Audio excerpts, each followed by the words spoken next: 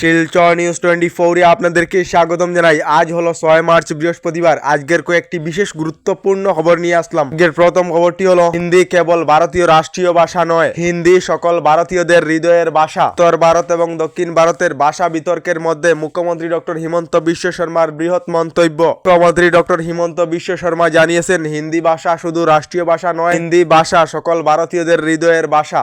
এদিকে 2.5 কোটি টাকার সোনাসহ বিমানবন্দরেতে আটক মহাময়ী অভিনেত্রী। 14.8 কেজি সোনাসহ দুবাই থেকে বেঙ্গালুরু বিমান গাড়িতে অবতরণ করা অভিনেত্রী রান্না রাওকে আটক করেছে পুলিশ বলে খবর এসেছে। এদিকে রাজ্যের যুবক যুবতীদের জন্য এসেছে একটি ভালো খবর।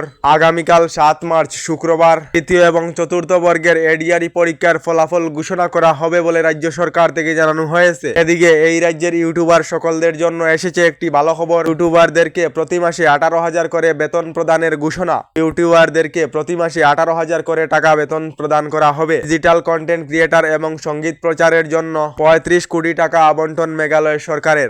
গারোপনার স্থানীয় ভাষায় ছবি নির্মাণ করার জন্য লাখ টাকা পর্যন্ত প্রদান করা হবে। তার সঙ্গে কন্টেন্ট ক্রিয়েটারদেরকে প্রতি মাসে 18,000 করে টাকা প্রদান করিবে মেঘালয় সরকারে। এদিকে জামিন পেলেন না ইউএস টিম আচার্য মাহবুবুল হক। কারাগারেতেই ঠিকানা ইউএস টিম আচার্য মাহবুবুল হকের। গতকাল জামিন লাভ করিলেন না ইউএস টিম আচার্য মাহবুবুল হক। 13 মার্চেতে আদালতে আবার জামিনের শুনানি হবে বলে খবর এসেছে। এদিকে 2026-এর বিধানসভা নির্বাচনেতে বিজেপিকে যে কোনো ভাবে হারাবো। 2026-এতে যদি বিজেপিকে না হারাতে পারি তাহলে আর জাতিটা বাঁচবে না বলে মন্তব্য বিধায়ক অখিল গগৈ। 2026-এতে আপনারা বিজেপি না কংগ্রেস না অন্য কোনো দলকে চান, কমেন্টে নিশ্চয় জানাবেন। এ রাজ্যে আবার একটি লাভ জেহাদের ঘটনা সংঘটিত হয়েছে।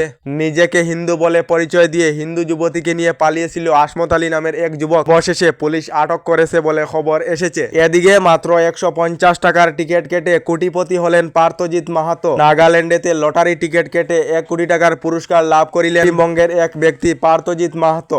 কোটি টাকার জয়ী লটারি টিকিট দুর্বৃত্ত কেড়ে নেওয়ার বয়েতে রাত টানাতে রয়েছেন পার্থজিৎ মাহাতো বলে খবর এসেছে। এদিকে কেন্দ্রীয় সরকার থেকে দেশবাসীদের জন্য একটি ভালো খবর ঘোষণা করা হয়েছে। থেকে রোড অ্যাক্সিডেন্টে আহতদেরকে বিনামূল্যে চিকিৎসা সেবা প্রদান করা হবে। ভারত সরকারের তরফ থেকে এই মার্চ মাসেতে এই নতুন স্কিম আরম্ভ করা হবে।